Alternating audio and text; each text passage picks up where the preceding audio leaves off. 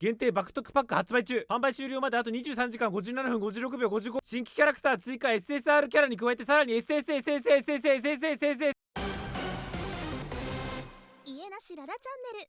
おはいえなし。この動画は黒ゲームズ開発運営のオープンワールドアクション RPG 名称の感想動画ではあるんですが、今回はゲーム単品について喋るだけのいつもと違い、もう少し大冗談からお話しする動画構成にしています。なので長いです。突然ですが、私はガチャゲーが大嫌いです。この動画ではガチャゲーをプレイヤーがゲーム内通貨や実際のお金を使ってランダムな仮想アイテムを入手するゲームメカニズムを持つゲームと定義しますが、皆さんはこういうなんというか支出金額が不定で、しかもその分散がバカ高い社交心に訴えてくるタイプのゲームが苦手な人もいるのではないでしょうか。もちろんそういうゲームも普通に楽しめる柔軟性が高い方もいらっしゃると思いますが、一方で私のようにそういうゲームがなんとなく嫌で、ゲームはやっぱり買い切り型でしょっていう派閥も一定数いるんじゃないかと思います。今回はそういうどっちかっていうと私と同じ属性を持つ人向けの動画で、構成としてもなぜ私はガチャゲーが嫌いなのか、なぜガチャゲーに手を出したのか、その中でなぜ名称を選んだのか、名称をやってみてどうだったのかという流れでお話しします。先に結論だけ言うと、動画タイトルの世界変わったは正直課題広告なんですが、ただ趣味ゲームである私としてはゲームライフが確実に好転したと思っていますので、私の感想に共感しガチャゲーやってみっかと思えるかどうか、ぜひご視聴の上判断してみてください。では本編どうぞ。自身のガチャゲー嫌い理由を3つに整理しました。先に言っておきますが、今のガチャゲーがこうだという意味ではなく、私が大昔にそういうゲームをやって抱いた先入観であるという前提でお聞きください。嫌う点1点目、大味です。なんかキャラクターがカードになってて、カードごとに編成できて、キャラごとにストレングスうんちゃらイントうんちゃら特殊能力があれやこれやと規定されてるんだけど、いざ戦闘始まったら結局ボタンポチポチ押すだけじゃねえかって。しかもどう構成育成しようが星4は星5に抗えず、攻略法星5のキャラを使え以上じゃねえかみたいな。キャラごとに特殊能力やらパラメーターやらいろいろ細かくこだわっていそうで、それらは結局あまたあるキャラごとにフレーバーをつけるためだけの数字遊びに過ぎず、そんなもん気にしなくてもボタン連打と日本円で結局どうにかなってしまう大味なバランス。ガチャゲーってそういう印象ありませんか？私はわがままなので自分の能力に収まるぐらいのいい塩梅では頭使わせてほしいんですよね。で、頭使って突破して、ああ俺頭いいってなりたいんですよね。そんな欲求に反し、ガチャゲーは単調でプレイスキルを求められる要素がなさすぎという印象を抱いていました。この頭使わねえって話はバトルシステムだけを指してるわけじゃなくて、シナリオだってちょっと考察したくなるような、そこまで至らずとも浸りたくなるような世界観が伴っていれば良いのですが、外注先が居酒屋で考えたとしか思えない稚拙なシーンが出てきて虚無の顔してスキップボタン連打することも過去しばしば。シナリオやらバトルやらどこ切り取っても大味で、据え置き型ゲームの重厚さと比較するとゲームやってる感じになれないってのが嫌っていた1点目だと思っています。ガチャゲーを嫌っていた2点目、がめつさです。本動画冒頭で流したのがガチャゲーに対する私のイメージでした。ログインしたら営業、イベント画面開けば営業、ステージクリアしたら営業、営業営業雨営業。そりゃそっちもビジネスなんだから課金への動線作らなきゃいけないのはわかるけど、見苦しくてゲームに集中できねえよ。ゲームの世界に浸ってる間に急に610ジャパニーズイエンとかメタすぎるインタラプトをかましてくるぐらいなら、最初からパッケージ版みたく入場料を取って、あとは静かに没頭させてくれよっていうのが私の気持ちでした。ガチャゲーを嫌っていた理由3点目、スタミナです。しゃ、今日はゲームバリバリやるぜ。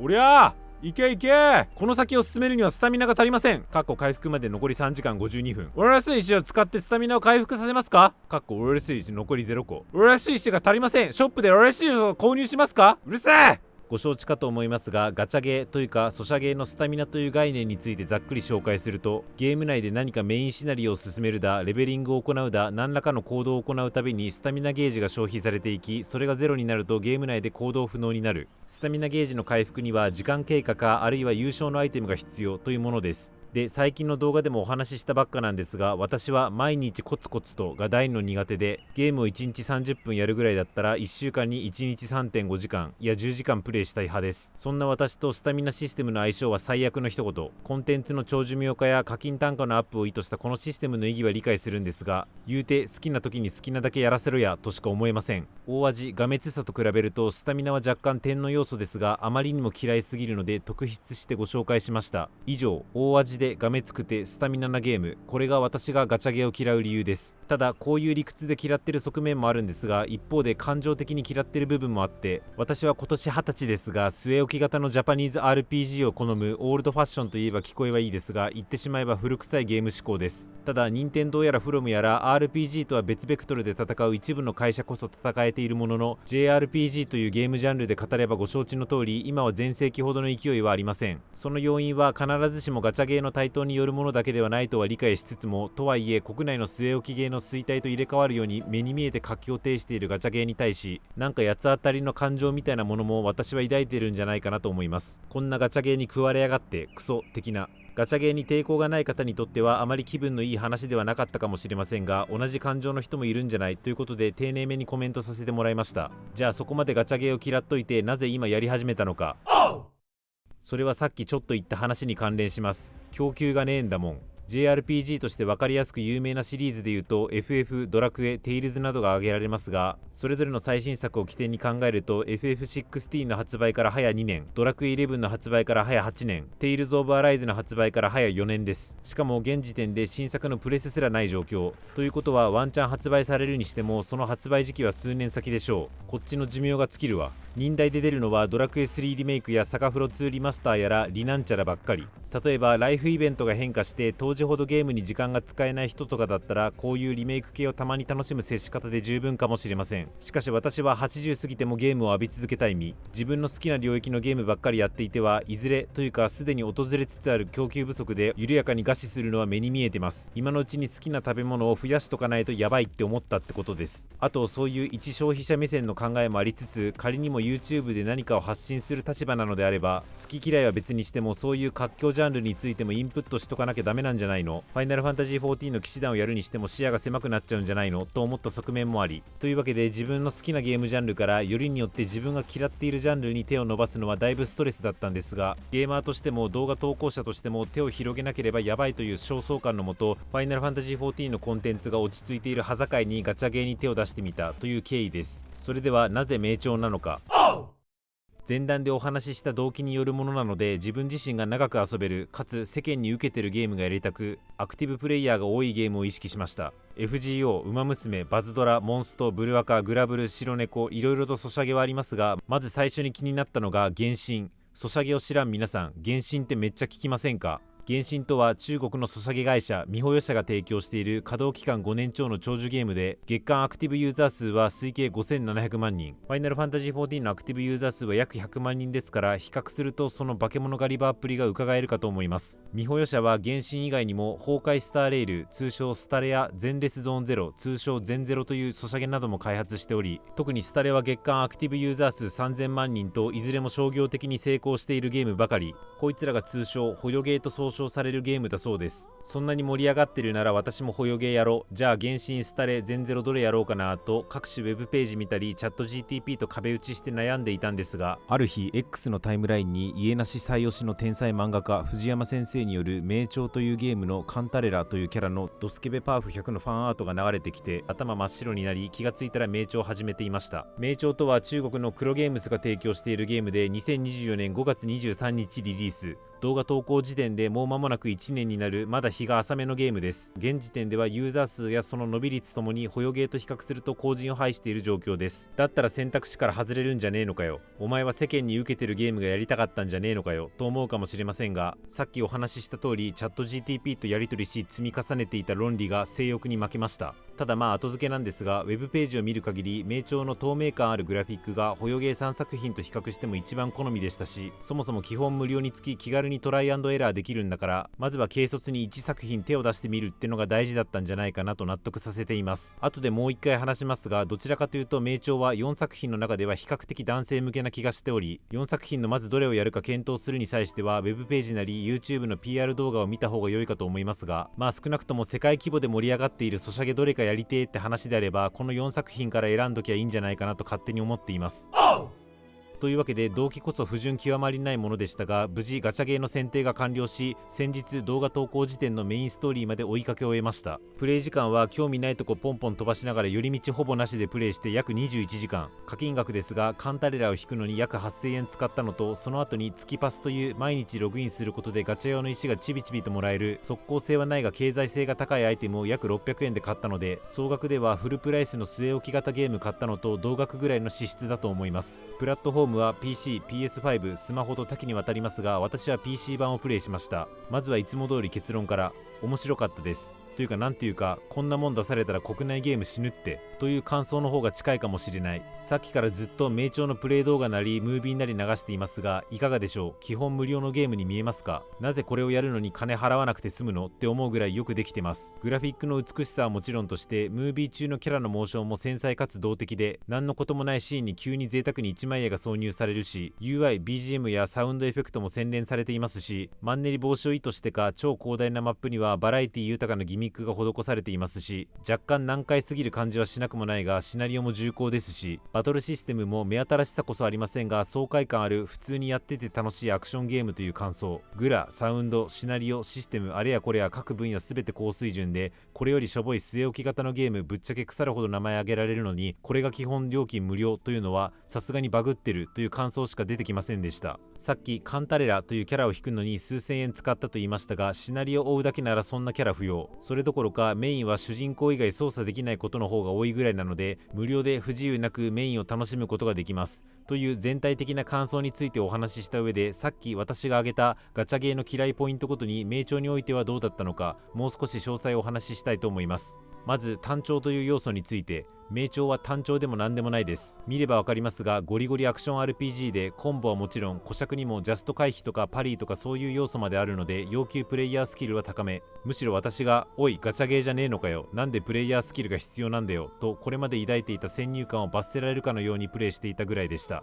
プレイヤースキル依存度が高いと同義になるかもですが、故に札束で殴る感も薄いです。このゲームの高難易度コンテンツは未プレイなんですが、少なくともメインシナリオや関連シナリオをプレイするだけで言えば、確かに星5キャラの強さは感じるものの、別にそれがなくても十分楽しく戦えます。というか、そもそも無課金や美課金でも3人パーティー中星5のキャラで2体ぐらいまで埋められるので、好きなキャラと絶対旅したい欲がない限り課金の必要がありませんし、課金額によってメインシナリオ進行の快適さや難易度が変わるわけでもありません。単調でもないし課金前提でもない。これが1つ目のポジティブな感想です。続いて2つ目のヘイトポイント、画滅さに対する名調の評価ですが、マジで1ミリも商売っ気がない。すげえ、ここは本当に感動しました。ただただメニューに集音という名調におけるガチャを回すための項目があるだけ。動画冒頭で例示した課金チャンス的なポップアップはもちろん、課金した方が効率的なのになー的ないやらしいほのめかしすらシナリオ中一切なし。これだけしっかりしたもん提供したら、さらに小うるさい営業かけなくても課金してくれる人は課金してくれるでしょう。その一部の人からの課金で十分やっていけるんで、という強者の余裕を勝手に見出していました。日本の10倍の規模を持つ中国市場相手の企業だと、こんなカロリー高いゲームを出しながら採算取るにしてもどっしり構えられるんだと。昔よりも娯楽あふれる時代、対価を要求する前に先に価値を提供しないと見向きもされないので、現代的な収益モデルなだけっしょって言われてしまえばそれまでなんですけど、いざそのスタンスのサービスを享受すると、俺まだ金払ってないんだが的な謎の罪悪感に襲われた次第でした。まあ側に商売っ気がないってだけで、ガチャ自体は目当てのキャラ引くのに期待値1万超なのでしっかり商売されるんですけれども、さっき言った通り課金を求めてくるわけでもないし、課金が必要なレベルデザインでもないので、私は特に気になりませんでした。課金そのものにすら街の姿勢で向き合ってくれるぐらいなので想像つくかと思いますが、ヘイトポイントの3点目に挙げたスタミナについても名調プレイする中で全く邪魔してきません。一応スタミナゲージに該当する要素はあるんですが、メインシナリオやキャラクエを進める上では一切干渉なく、少なくともメインシナリオを突っ走る過程においては快適にぶっ通しでプレイすることができました。そういうわけで私がガチャゲーに対して嫌悪していた要素3点、単調、がめつい、スタミナが私としてはいずれも名調には当てはまらないと感じたということです。これら少なくとも負の要素がなかったって話に加えて、冒頭お話しした通りシナリオやらバトルやらが普通によくできているので、基本無料による期待値の低さもあり十分楽しめるという評価に至ったものです。ただ負の要素がないってだけで、正の要素に対する言及が普通によくできてるだけでやや薄いので、1点だけ特筆してベタ褒めしたいと思います。それは何かというと、エッチすぎます。名調の性の要素として性の要素がいいってことですね。チャンネル登録よろしくお願いします。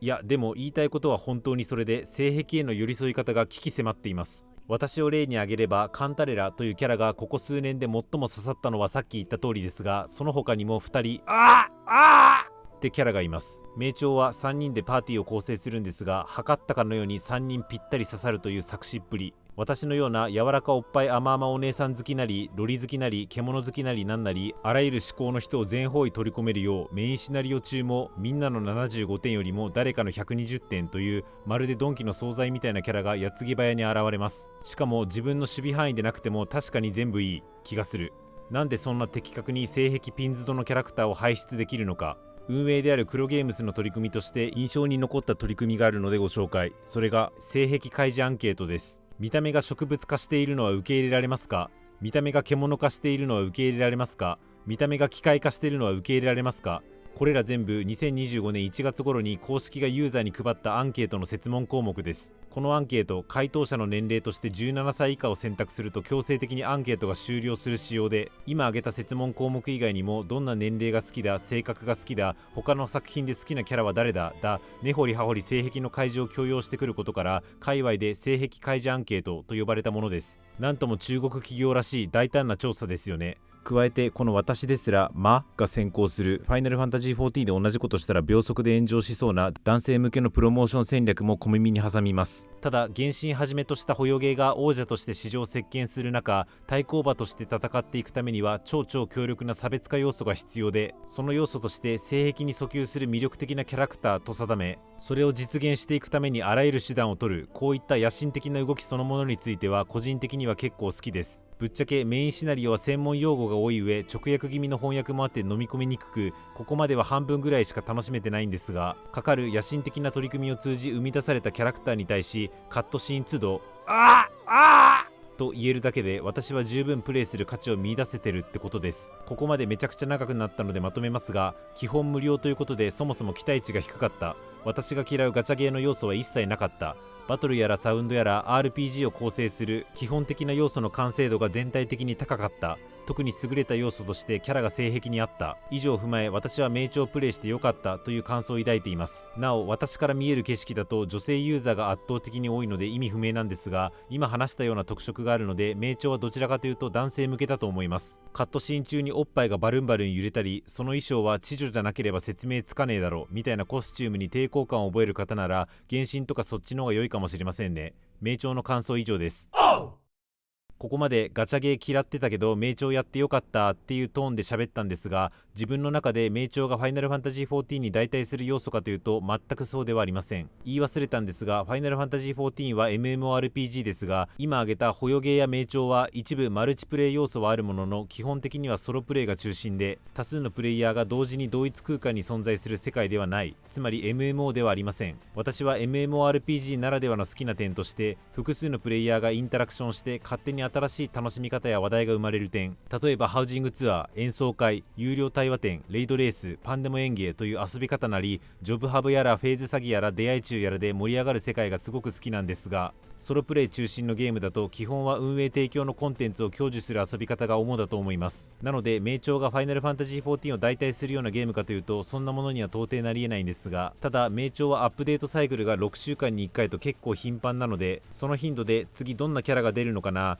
次のメインシナリオやイベントどんなんかなという楽しみができるようになったのはゲーマーとして純粋にプラスだと捉えています。あとそういうコンテンツそのものを楽しむっていうのもありますが、さっき紹介した公式による性癖開示アンケートなり、今回紹介していませんがユーザーの攻略情報を対象とした公式主催のコンテストなり、事前リークされた情報よりも下回る発表だったことでなぜか公式が叩かれるというトラブルだったり、ファイナルファンタジー14では絶対やらない起きない謎のイベントを垣間見ることができ、そういったゲーム外のダイナミズムに触れて見識が広がるのもまた楽しいです。というわけで私はこれから細く長く名調を楽しみます。加えて某武田市民が私の癖にはまるキャラをリコメンドし、さらに冒険の手引きを作ってくれたぐらいなので、そこまで営業をかけてくれて私も答えないわけにはいかねえだろうということで、次は崩壊スターレイルもやってみます。言うて私も貫突やらすり抜けやらガチャゲー界隈の専門用語を全然物にしてない中での手探りプレイですので、もし私と同じようなガチャゲー嫌いがいましたら、私と一緒にぜひ同じ進捗感で始めてみましょう。ガチャゲーやる暇ねえわって方は代わりに私がプレイしてなんか面白いことあったら共有するので、引き続きお付き合いよろしくお願いします。以上です。家なしララは世の中のゲームをさらに楽しむための動画を投稿しています。この動画が面白いと感じましたらチャンネル登録よろしくお願いします。